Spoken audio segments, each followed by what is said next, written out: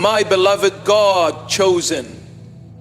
The day I warned you about is no longer a distant possibility. It is here. You can feel it in the atmosphere. It's in the way the world around you feels more fragile. Yet your spirit feels sharper than ever. It's in the sudden alignment of signs you can no longer call coincidence. This is not imagination. This is the appointed time. Perhaps you remember the moment when God whispered warnings into your spirit, a passing word in prayer, a dream that startled you awake, a conversation that left you trembling, as if heaven itself had spoken. You didn't see the whole picture then, but now the pieces fit together.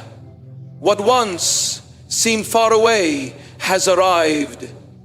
You've noticed the changes, people drifting from your life without explanation, old desires losing their pull, places you once felt comfortable in, now feeling strangely foreign. That was not chance.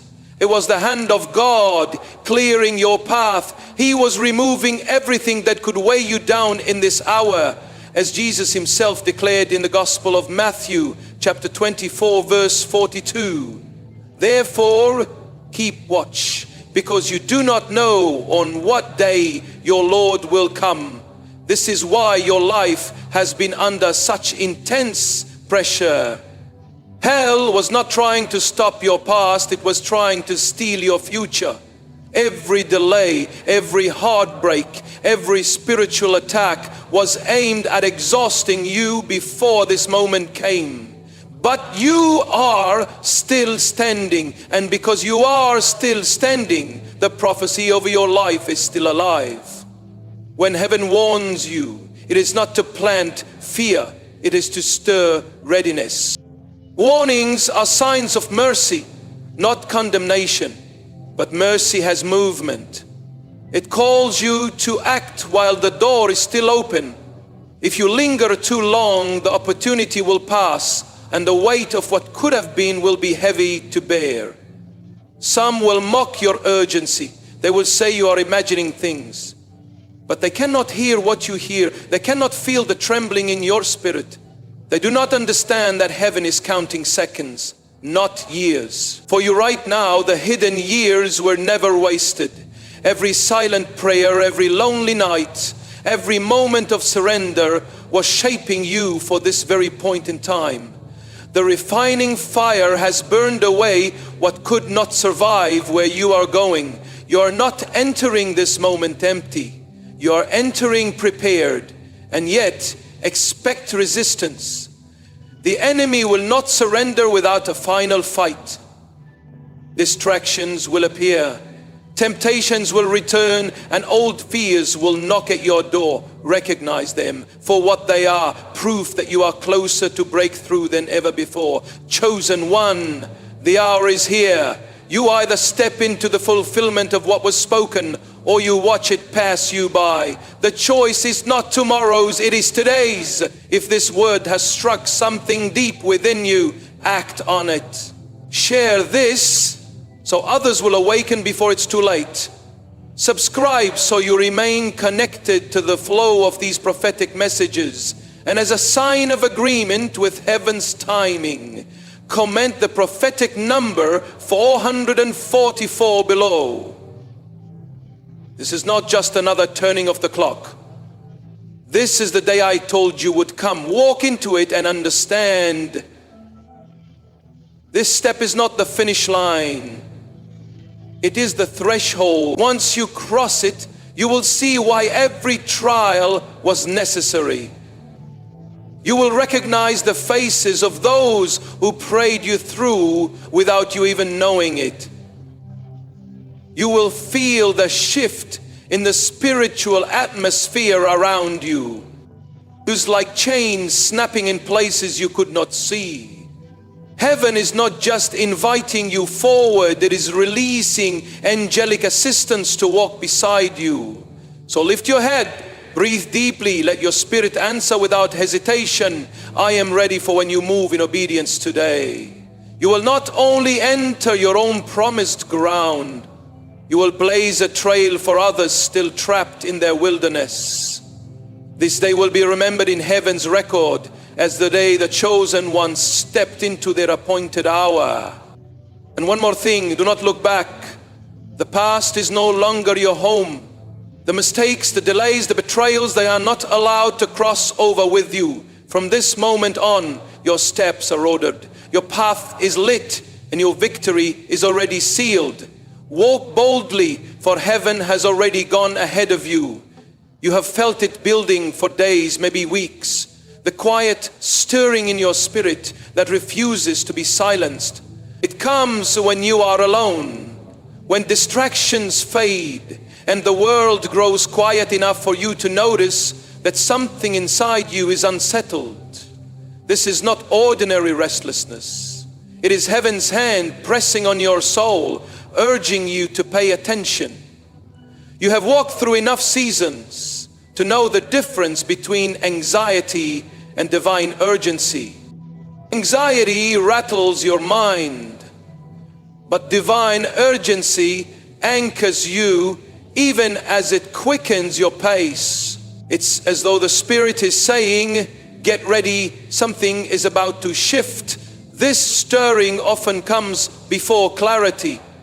You may not have all the answers yet, and you may not see the full picture of what is ahead, but you can feel the weight of it in your chest. It's not fear, it's an awakening. God is alerting you that you are standing at the edge of a moment that will redefine your journey. There are times when this stirring feels like a deep ache, as though your spirit is homesick for a place you have not yet been. You long for something you cannot name, and every part of you knows that staying where you are is no longer an option. Heaven is not calling you to comfort, it is calling you to movement. The Word of God speaks through the writings of David in the Psalms, chapter 85, verse 8. I will listen to what God the Lord says. He promises peace to His people, His faithful servants. But let them not turn to folly. Notice how the scripture begins with listening. Before there is movement, there must be awareness. Before there is action, there must be clarity. The stirring in your spirit is God's way of getting your attention before the next instruction is given. If you ignore it, you risk missing the very direction you have been praying for. This stirring is also a sign that certain things around you are coming to an end. It may be a relationship, a habit, or a mindset that has served its purpose but can no longer remain. The Spirit will not allow you to feel settled in places where you no longer belong. You may feel tension without knowing exactly why. That tension is a divine signal. Something in your life has expired, and the longer you try to hold on to it, the heavier it will feel. There is also a holy unease that comes when God is preparing you for greater responsibility.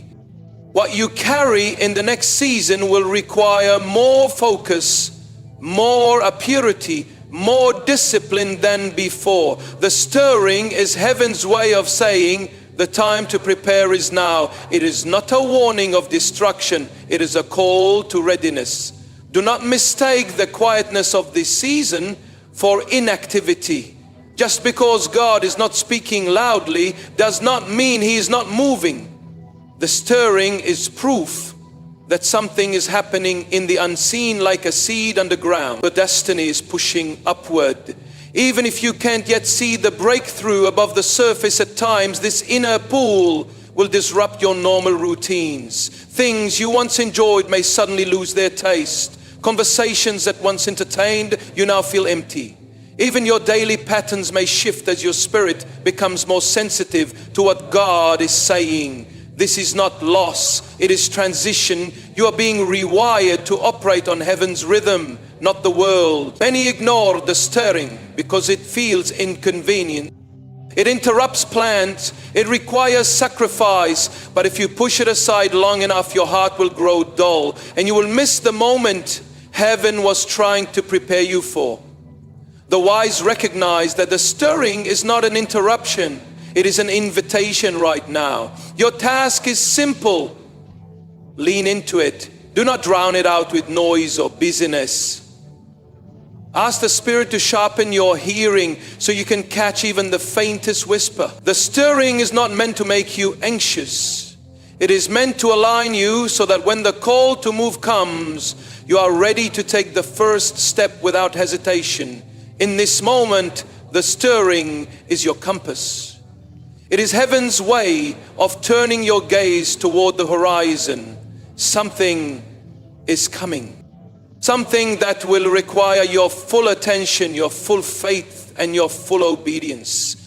You may not see it yet, but you will. And when you do, you will realize that the unease you feel now was not a burden, but a blessing in disguise.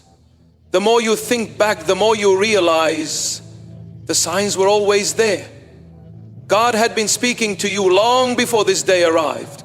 But like most people, you did not fully understand the dreams you once brushed aside, the sudden thoughts that came to you at inconvenient moments, the scriptures that seemed to echo in your heart for days. These were not random, they were prophetic echoes, breadcrumbs from heaven to lead you here. It's humbling when you see it in hindsight. You remember the times you felt an unexplainable urge to avoid certain situations, to take a different path, or to stop and pray without knowing why. And now you see it was divine intervention. The warnings were subtle at first, because God always gives us the chance to respond willingly before the pressure increases. Sometimes He spoke through people. Ordinary conversations that suddenly shifted in tone, carrying weight you couldn't ignore. Other times it came through loss. Something you thought you needed being taken away, only for you to realize later it was protection, even in moments of deep pain. There were signs, but you were too caught up in surviving to notice the message. We find in the book of Proverbs chapter 16 verse 9, in their hearts humans plan their course, but the Lord establishes their steps. No, this is why some doors you tried to open never budged. This is why some relationships you fought to keep collapsed. Despite your effort, heaven was blocking what would have derailed your destiny. The frustration you once felt was actually the mercy of God in disguise. Now, as you look back, those prophetic echoes are not just memories. They are confirmations that you have been guided the whole time. Even your detours and delays were woven into the path you were meant to take. Nothing was wasted. Every warning you ignored was followed by another. It's because God's persistence is greater than your distraction.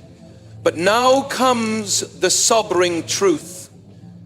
The warnings are becoming louder because the stakes are becoming higher. There is less room for hesitation.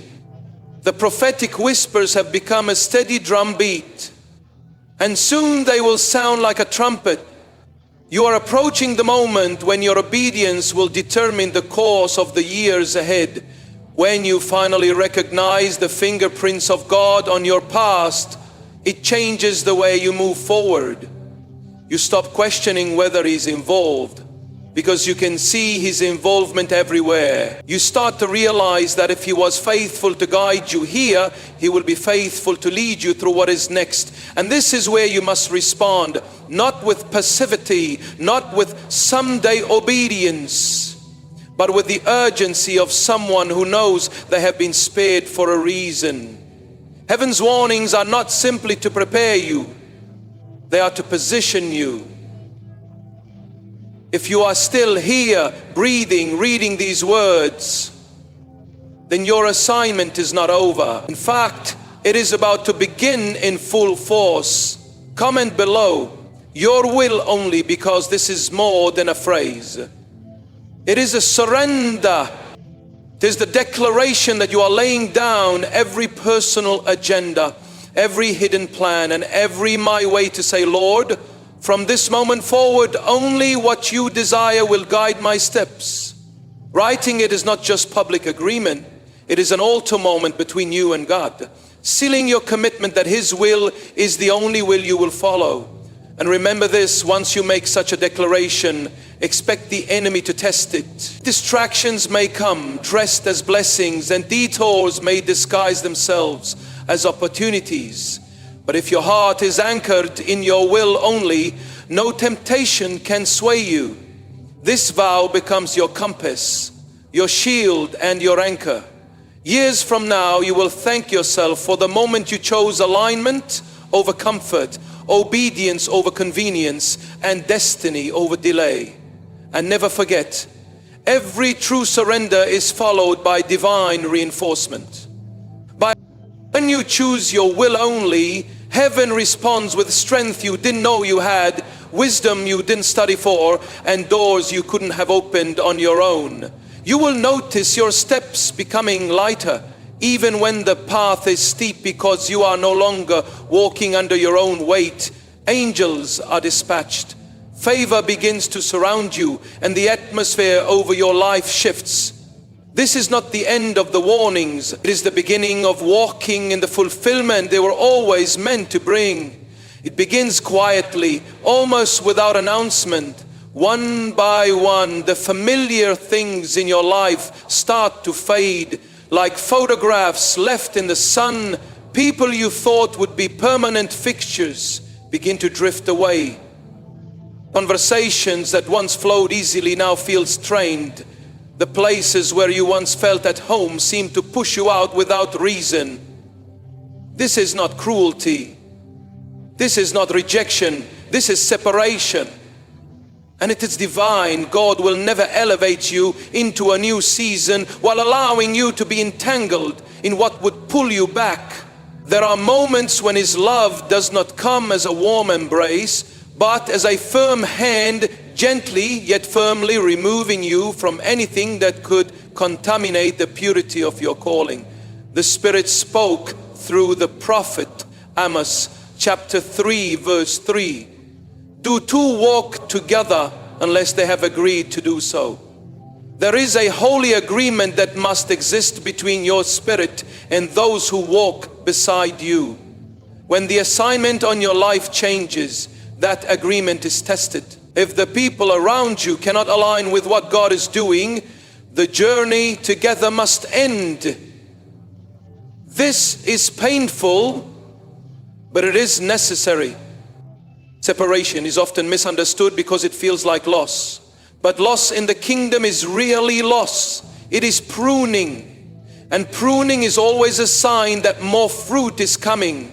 The branches that remain after pruning are healthier, stronger, and more capable of bearing the weight of abundance. God is not trying to empty your life. He is making room for what is about to be poured in.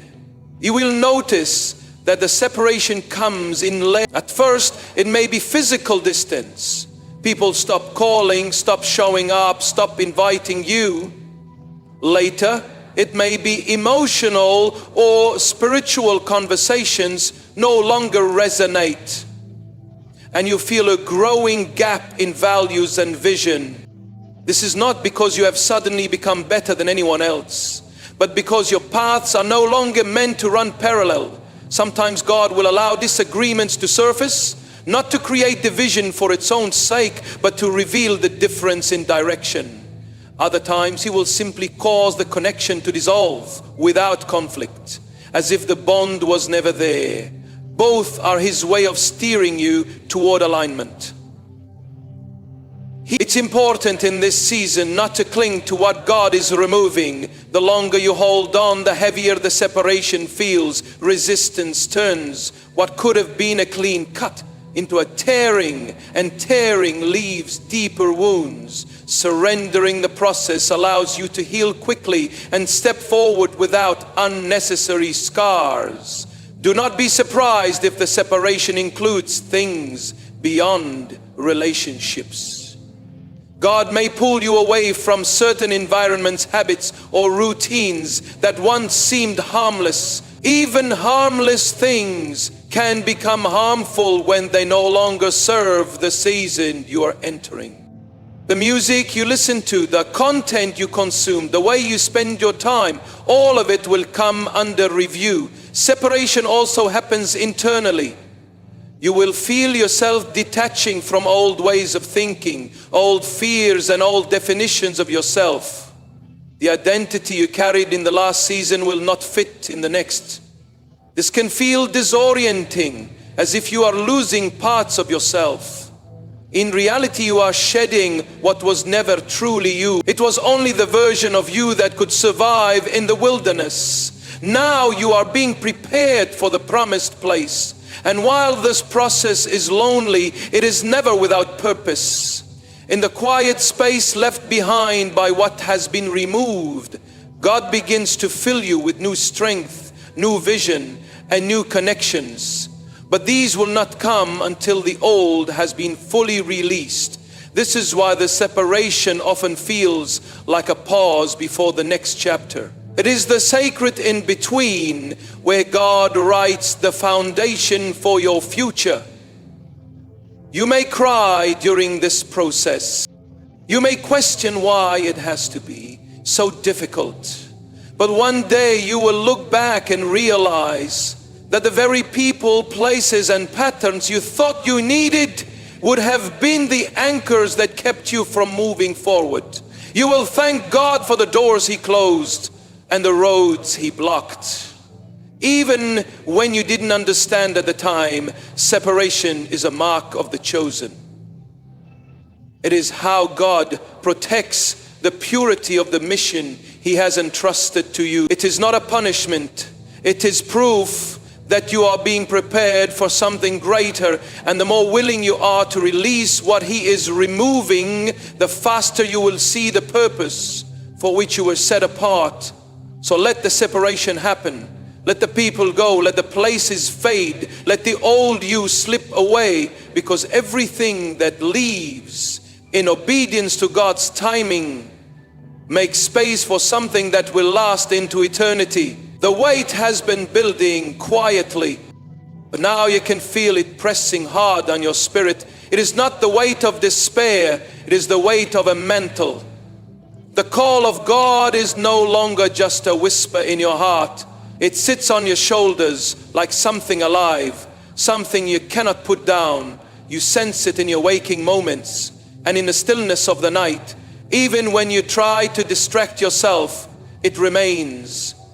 This is what happens when heaven places responsibility in your hand. The mantle is not just a title or a moment of recognition. It is the invisible authority God gives to accomplish His will on earth. It comes with power, but it also comes with weight. To carry it well, you must let it shape you, stretch you, and sometimes even break you. The apostle reminds us in his letter to the Corinthians, 2nd book, chapter 4, verse 7. But we have this treasure in jars of clay, to show that this all-surpassing power is from God and not from us. May you are that jar of clay, fragile in human strength, yet chosen to carry something eternal. This is why your path has been so different from others. God has been refining you to handle what others could not. Every season of struggle was not a sign that He abandoned you. It was training so that the weight of the mantle would not crush you when it came. Carrying a mantle changes how you see everything. Your choices no longer impact only you. They ripple into the lives of those you are called to reach. Your words carry more weight. Your steps have more consequence. and your obedience holds the power to unlock blessings or close doors. Many people admire the idea of a calling, but are not prepared for the reality of it. The reality is that a mantle will require you to say no when it would be easier to say yes, to stand firm when it would be easier to blend in, and to walk alone when others are compromising. The mantle is both a privilege and a burden. It crowns you and it costs you. Sometimes you will feel the mantle before you even know what it is fully for. This is heaven's way of teaching you to carry responsibility before handing you the full assignment. It's like a runner training with extra weight so that when the actual race begins, they can move faster and endure longer. There will also be moments when the mantle feels too heavy. You may wonder why God chose you, why He didn't pick someone stronger, braver, or more experienced. But the truth is, He didn't choose you because of your qualifications. He chose you because of your willingness. Heaven values obedience over credentials. And here's the key: you are never meant to carry the mantle alone. God has given you His Spirit, His Word, and the strength of divine partnership. When the weight feels like too much, it is often because you have started carrying it in your own strength instead of in His. This is why it matters who you walk with, what you feed your spirit, and where you focus your attention. You must guard the mantle as you would guard a precious crown. Do not place it in environments where it can be dishonored. Do not let careless voices speak doubt into it. Do not trade it for temporary comfort. The world needs what you carry. Heaven didn't give you this mantle so you could keep it hidden. It was meant to be worn, to be seen, and to be used for the glory of God. And if these words are stirring something deep inside you, don't let them stop with you. Pass the light forward. Share this message so another weary soul will see it in time. Keep your spirit connected. Subscribe so you don't miss the next release. Heaven is preparing. And if the Lord stirs your heart to partner in this work, know that every seed you plant, no matter its size, becomes part of a ripple that touches lives you may never meet. But heaven will never forget. This mantle is not a mistake. You were not a backup choice. You were always the one God had in mind for this assignment. And though the weight may feel heavy at times, the reward of faithfulness will far outweigh the cost. Carry it well, for eternity is watching. There comes a point when every chosen one stands at a crossroads. The path splits in two. One road paved with comfort, familiarity, and the approval of people.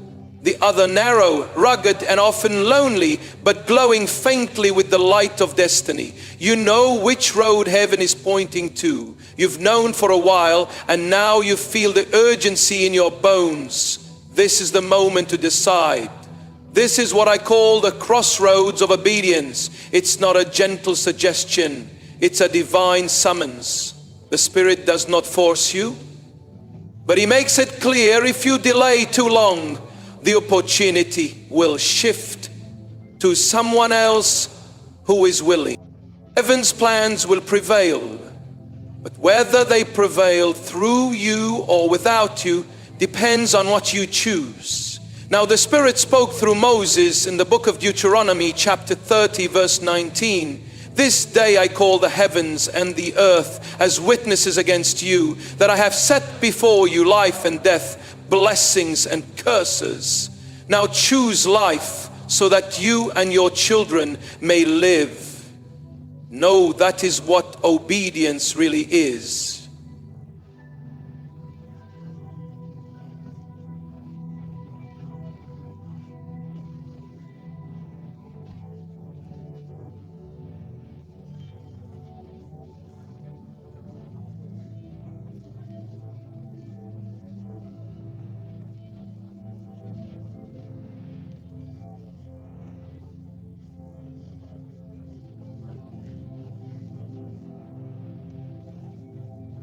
choosing life not just for yourself, but for those connected to your assignment.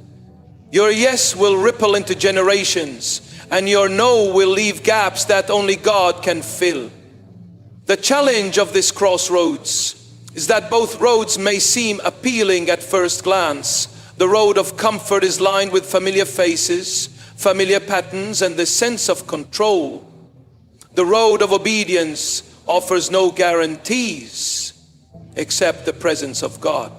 But here is the truth: comfort can quickly become a cage, and control is an illusion. Without the presence of God, even the most well-lit path will lead to darkness. Obedience often looks irrational to others. Noah built an ark before there was rain. Abraham left his homeland without knowing his destination. Peter stepped out of a boat onto water in the middle of a storm to the world. Obedience is foolishness to heaven. It is the mark of trust. The enemy knows this moment is critical, which is why he often fills the air with distraction and doubt. Right before you make your choice, he will try to magnify the cost of obedience while hiding its reward, and magnify the comfort of disobedience while hiding its consequences. You must see through the illusion. The crossroads is not about whether God can use you. He can use anyone. It is about whether you will let Him use you fully, without holding back, without reserving pieces of your heart for yourself. Partial obedience is still disobedience, and delayed obedience is often just disguised rebellion. This is why the stirring in your heart has been stronger lately. Heaven is calling for a decisive step. No more circling the same mountain. No more bargaining for more time. You have been given the signs, the confirmations, and the warnings. The next move is yours. And here's the beauty. When you choose obedience, heaven rushes to meet you. Resources you never imagined appear. People you have never met step in to help. Doors that were sealed shut swing open. The supernatural accelerates what your natural effort could never accomplish. But all of this is on the other side of the yes. That right now you stand where many have stood before, on the edge of a decision that will shape the rest of your life. You cannot see every step ahead, but you can see the one who goes before you, and that is enough. If you feel that this is your moment to choose the narrow road, I want you to mark it in faith. Comment below the prophetic number 555, not as a superstition, but as a declaration. 5 is the number of grace, and repeating it 3 times is your way of saying, God's grace will sustain my obedience to the very end. When you write it, you're not just typing numbers. You're sealing your choice before heaven and earth. There is no turning back once you step onto this path, but you won't want to. The peace of walking in God's will outweighs the temporary pain of sacrifice. You will find joy in places you thought would be better. You will see fruit in areas you thought were dead. You will discover that obedience is not the loss of freedom. It is the discovery of true freedom. So, chosen one, the road is in front of you. The signposts are clear. The voice of God is calling. Step where He is leading, and let today be the day you choose life fully, fearlessly, and without reserve.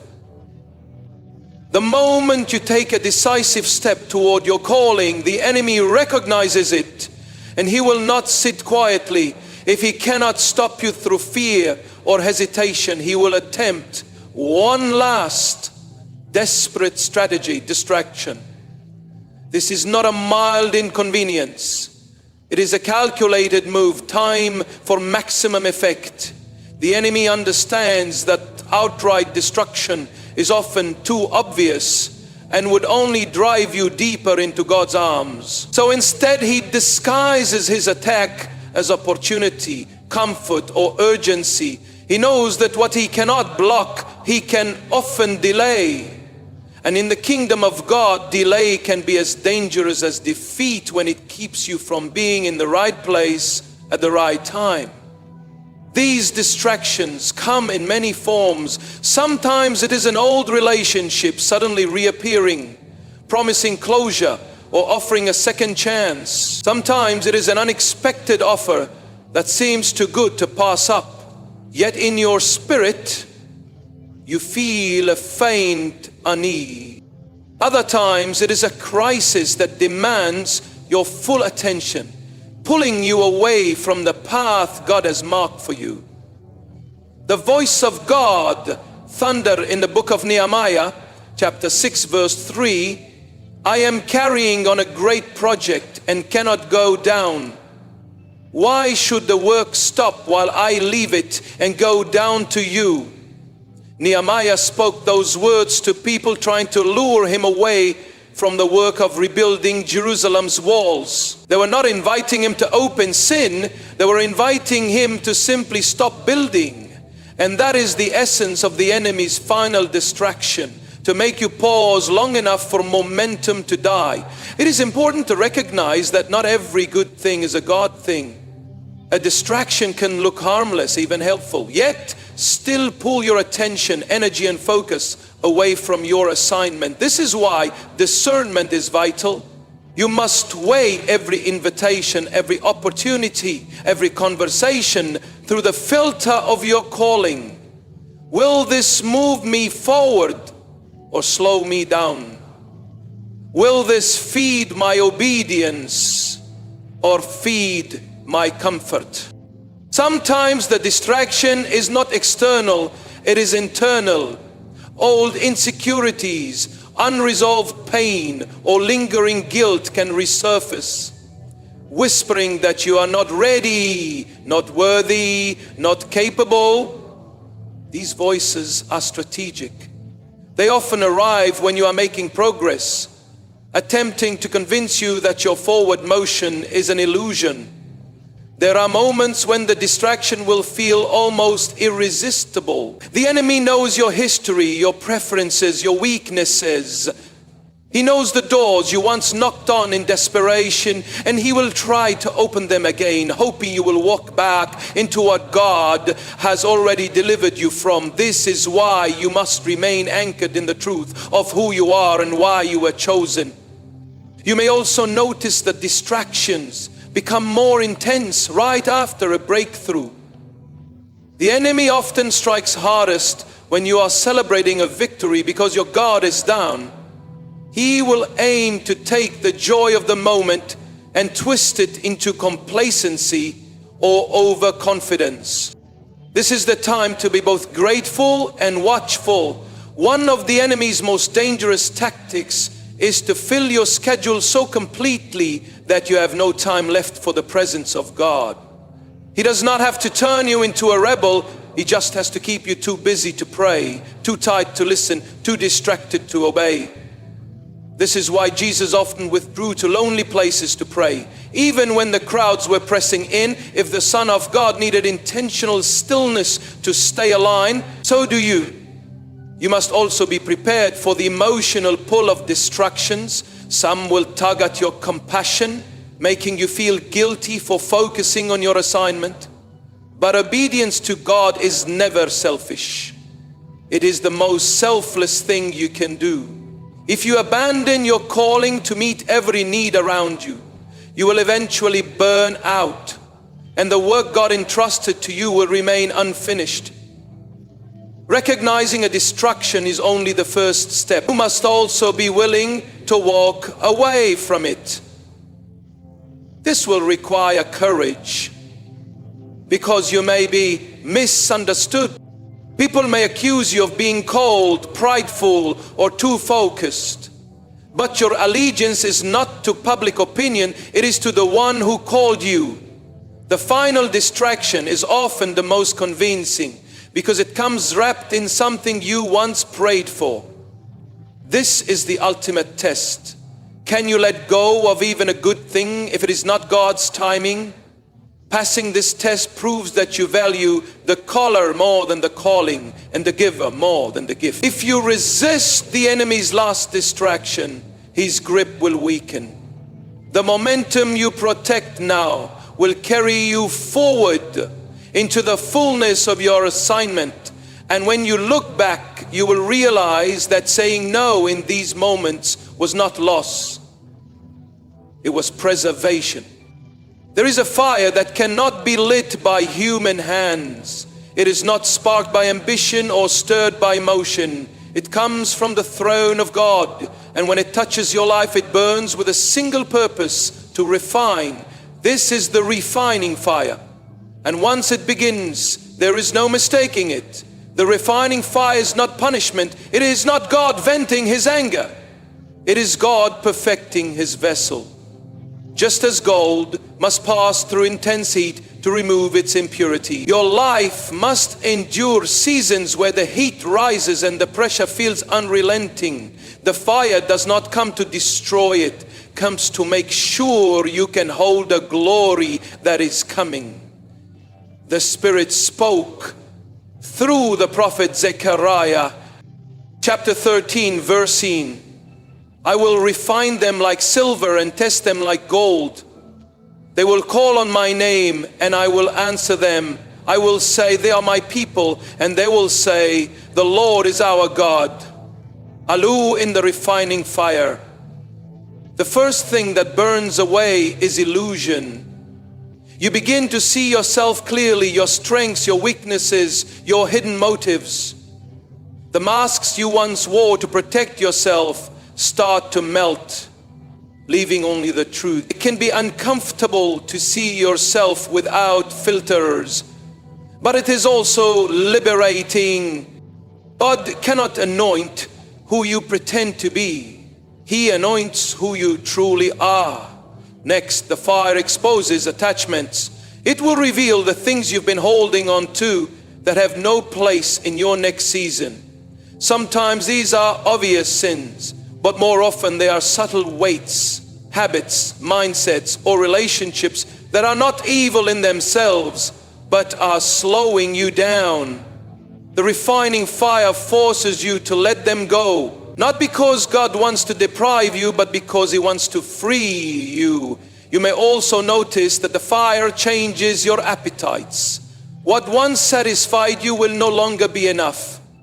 Shallow pleasures lose their sweetness, and you begin to hunger for deeper things, for truth, for purity, for the presence of God. This is how the fire prepares you. It burns away what is temporary, so you can crave what is eternal. The refining fire also tests your endurance. It does not pass in an instant. Days can turn into weeks, weeks into months, and sometimes longer. This is not because God delights in prolonging your trial, but because transformation takes time. Gold is not purified in moments. It is purified in a process. And when that process is complete, the gold is so pure, it reflects the face of the one refining it. Perhaps the most difficult part of the refining fire is the silence. You may cry out to God and feel as though heaven is still, but silence does not mean absence. The refiner is always nearest to the gold when it is in the fire. He watches carefully, ensuring the heat does not destroy you, but only removes what does not belong. There will be moments when you wonder if you will make it through. The pressure will feel unbearable, the loss is too great, the waiting too long. Yet every chosen one who has gone before you will tell you the same thing. Hold on, do not run from the fire, for it is the very thing shaping you into the vessel you were meant to be. When you emerge from the refining fire, you will not be the same. Your faith will be steadier, your discernment sharper, your obedience quicker. The things that once shook you will no longer move you. The fire will leave its mark not as scars of damage, but as proof of strength. And when God looks at you in that moment, He will see His own reflection. That is the goal of the refining fire, not to make you impressive to the world, but to make you a mirror of the one who called you.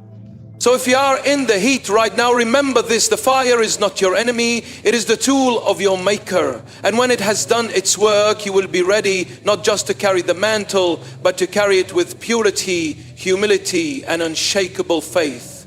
So let the flames do their work. Let them strip away what cannot last, and let them forge in you a faith that cannot be shaken. For when you step out of this season, the light within you will burn brighter than the fire that once surrounded you. There comes a moment in the journey of every chosen one when silence is no longer an option. The refining fire has done its work. The mantle rests on your shoulders and the path ahead is clear. Yet before you step fully into the next stage, heaven asks for something from you. Your voice. This is the call to declare your allegiance. Not in private, not only in whispered prayers, but out loud, with words that mark you as one who belongs wholly to the kingdom. Heaven is not shy about claiming you. Neither should you be shy about claiming Him. The Spirit spoke through Jesus Himself in the Gospel of Matthew chapter 10 verse 32. Whoever acknowledges me before others, I will also acknowledge before my Father in heaven. To declare your allegiance is to take a public stand. It is to make it clear to every person, every power, and every spirit, both seen and unseen, that your loyalty is not for sale. It is to say with your life, I know whom I serve and I will not turn back. Declarations carry spiritual weight. In the natural, they sound like mere words, but in the spiritual, they are legal documents binding you to the truth. You speak. The kingdom of darkness trembles when a chosen one opens their mouth in faith. Because the moment you speak, you shift the atmosphere. This is why the enemy works so hard to silence you. He knows that if he can keep you quiet, he can keep you uncertain. If he can convince you to stay neutral, he can make you ineffective. But neutrality is not an option in this battle. Silence in the face of spiritual confrontation is agreement with the wrong side. Your declaration doesn't have to be long, but it must be true. It is not about eloquence, it is about alignment. When you speak in alignment with heaven, your words become weapons, cutting through lies, breaking fear, and sealing your position in the Spirit. You may feel the weight of intimidation. People may mock you, question your motives, or accuse you of being too intense. Let them. You are not speaking for their approval. You are speaking to affirm your covenant with God. Their misunderstanding will not follow you into eternity, but your allegiance will. There is also power in declaring your allegiance in moments of uncertainty. You may not have all the answers, but you can still say, I belong to the Lord. Even in weakness, such a statement builds a wall of protection around your spirit. Heaven hears it, hell hears it, and both know where you stand. Your declaration also calls others into courage. When you speak boldly, it sparks something in those who have been hiding in the shadows of fear. Many are waiting for someone to lead the way, to show them it is possible to stand firm in a world that bends to compromise. Do not underestimate what a simple Spirit-filled statement can do. The early church grew not because of perfect sermons, but because ordinary people could not stop declaring that Jesus was Lord. Their words were so powerful that even chains, prisons, and threats could not silence them. In this moment, heaven is prompting you not only to think about your allegiance, but to voice it. Not tomorrow, not when it feels safe, now. Every second you delay, the enemy gains room to sow seeds of doubt. Every moment you speak, you reinforce your foundation in truth. Comment below, I stand firm, because when you write it, You are not just typing letters. You are engraving your stance into the spiritual atmosphere. You are declaring before heaven, earth, and the armies of darkness that your allegiance is unshakable. This is more than a reaction to a message. It is an act of warfare, a banner raised in the middle of battle.